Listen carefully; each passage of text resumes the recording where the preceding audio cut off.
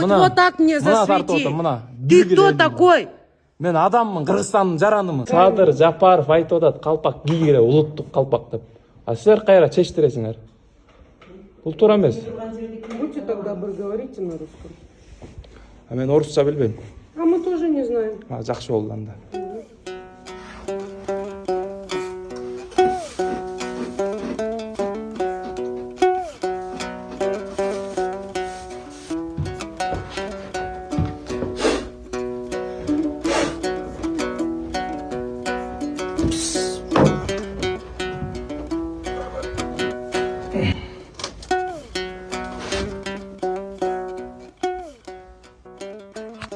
Эң башкысы туугандар бул жашоодо бактылуу болуп жашаш керек да. Мен ошентип ойлойм.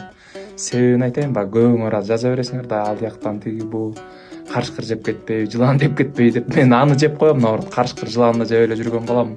Мен ушундай жерлерде жашап чоңойгом. Кичинекей чакта люкта чоңойгом, тиги детский домго өтө элекке чейин. Ошол себептен мына жашап келатабыз, Кудайга шүгүр. Кээ бирөө ойлой берет да, бактылуу эмесмин депчи бул жашоодочу. Бактылуу болуп жашаш керек. Бактылуулук байлыкта эмес, бийликте эмес да.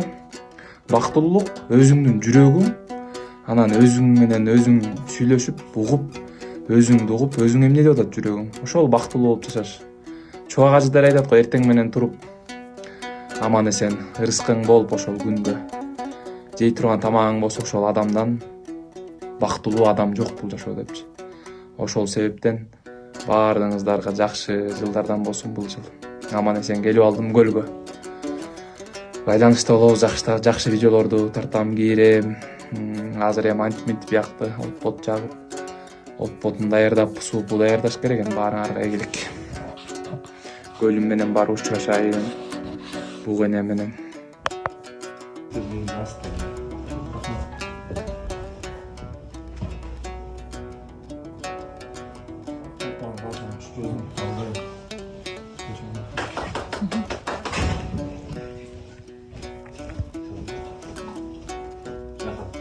Қуаныш әрдайым патриот болып жүре бер.